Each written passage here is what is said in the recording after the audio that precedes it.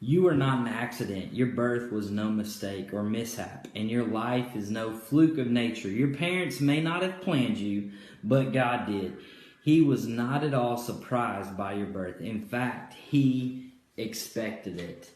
This is the opening words in chapter 2 of The Purpose-Driven Life by Rick Warren, and it hints at what we're going to be looking at tonight.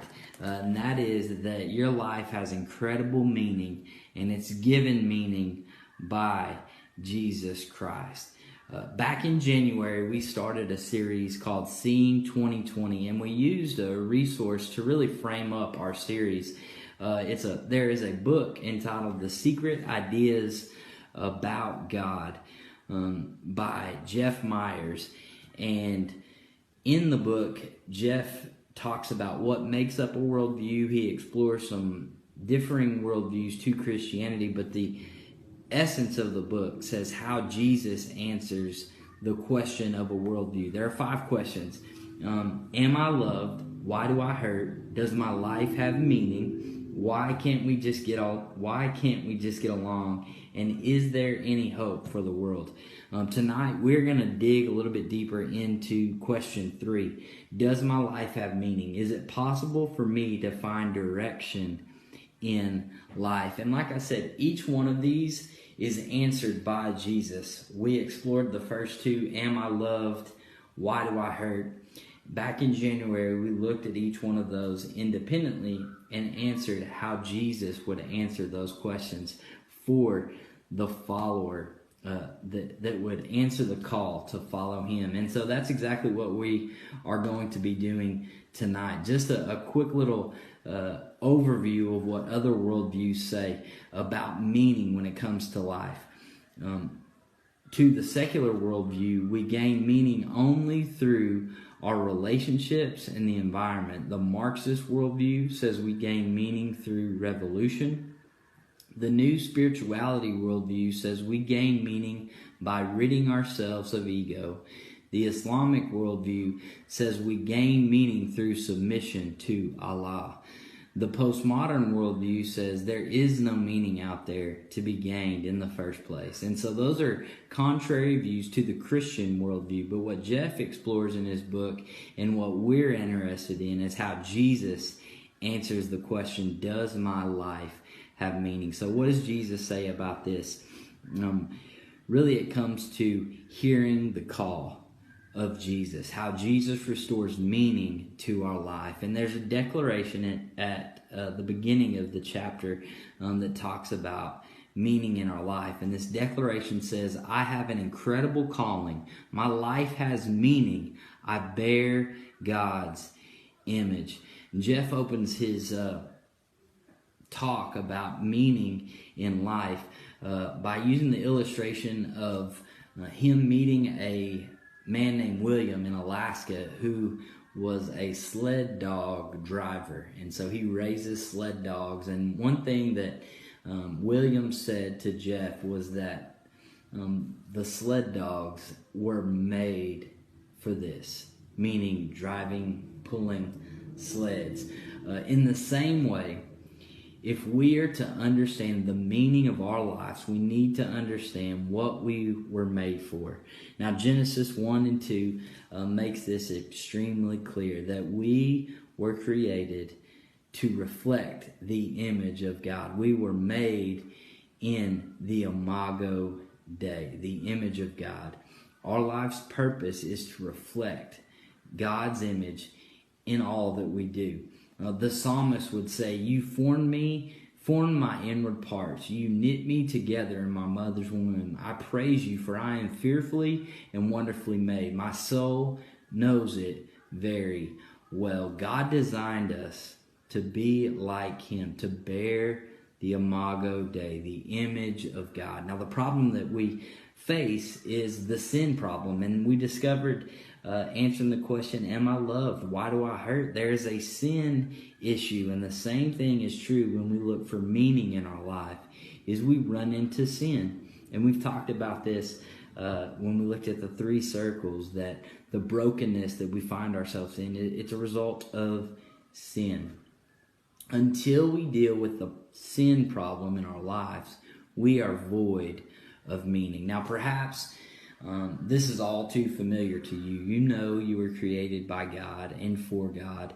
In my own story, I knew about God. I knew the Genesis story of Adam and Eve and the creation narrative. I knew all of that. But knowing half a truth does not make it true. It doesn't give us the full story. That's where Jesus comes in.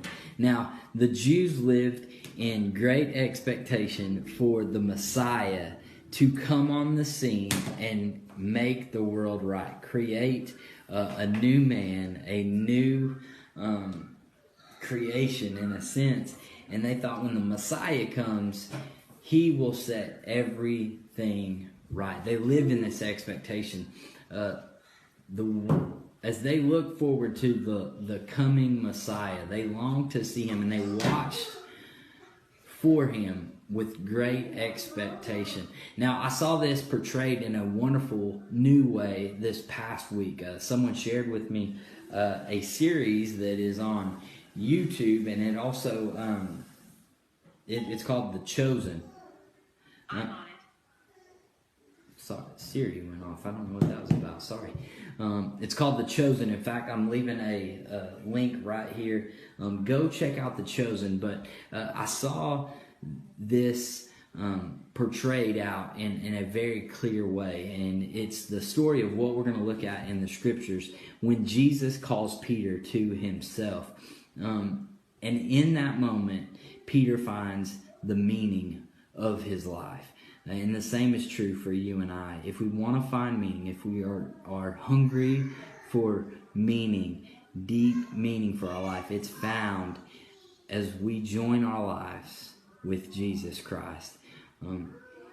Before we look at the scripture, I want to ask some questions real quick. What are you depending on to give your life meaning? Maybe it's your family. You find your identity in being the baby of the family, or maybe you're the responsible one in the family, and that's where your identity comes in. Maybe it's your activities. You play sports, and so that's where your identity is rooted in. Maybe it's performing arts, so you think, I dance, or I cheer, or I do gymnastics, or I'm the quarterback of the football team, or I play baseball. But those are just things that you do. It's not who you are. We're after something deeper. Maybe it's school. Your social status is what gives you great meaning. And so now you find yourself in a place where you're not at school. And so maybe you find your life lacking the meaning that you long to have. But maybe you look for meaning in the social status of life. So your friends give you meaning. You are what other people say about you. And that's really an interesting jumping off point where we talk about or think about what other people say about us. So bringing it back to where we started our discussion, Jesus gives us meaning. Let's look in Luke chapter 5, verses 1, we're going to go to verse 11, but we're going to take it 3 sections at a time. Verses 1 through 5 says this. Luke chapter 5, verse 1. It says, One day, as Jesus was standing by the lake of Gennesaret, the people were crowding around him and listening to the word of God. He saw at the water's edge 2 boats left there by the fishermen who were washing their nets. He got into one of the boats, the one belonging to Simon Peter, and asked him to put out a little further from shore. Then he sat down and taught the people from the boat. When he had finished speaking, he said to Simon, Put out into deep water and let down the net for a catch. Simon answered, Master, we've worked hard all night and haven't caught anything, but because you say so, I will let down the net. Jesus is in close proximity to Peter in these first few verses here, but he's not central to Peter's life. And notice that Jesus extends an invitation for obedience to Peter. He says, put out in deep water. Now, Peter had the choice to say, no, sorry, Jesus, we've been fishing all night. I'm okay. I'm going to pass. but he's obedient, and he answers the call of Jesus, and he says, okay, Peter had tried things on his own. Now Jesus was asking him to do it his way, and he said yes. And the same is true in our lives. Jesus extends an invitation, but we have to individually and personally say yes to Jesus. So the second thing we see in this passage is in verses 6 through 8. It says, when they had done so, they caught such a large number of fish that their nets began to break. So they signaled their partners in the other boat to come and help them, and they came and filled both boats so full that they began to sink. When Simon Peter saw this, he fell at Jesus' knees and said, "Go away from me, Lord. I am a sinful man." And so we get a reality check here, a dose of reality. What's happening? Jesus is revealing himself to Peter, and Jesus is displaying his majesty, his authority. And how does Simon Peter respond? By his confession, I am a sinner.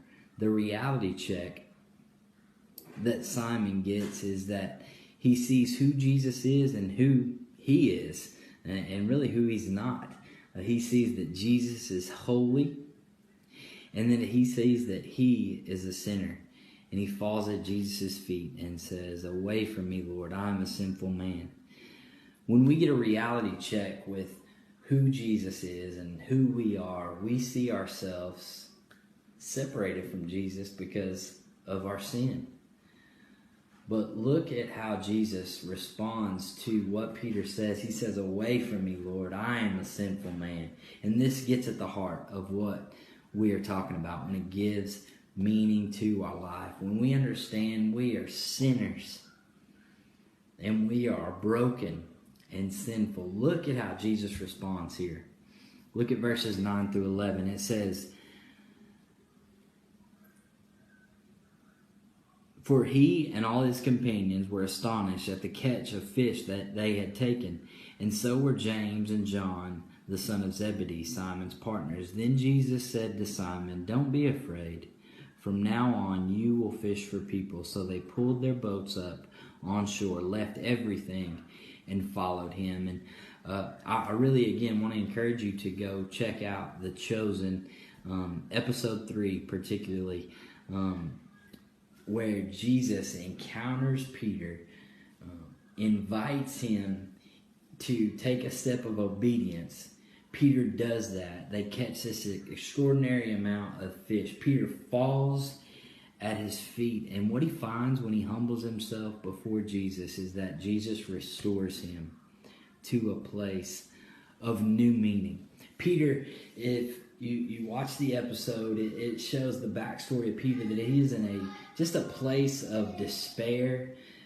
They fished all night and they haven't caught anything, and so he's just at a really low spot. But Jesus comes on the scene and he gives his life new meaning.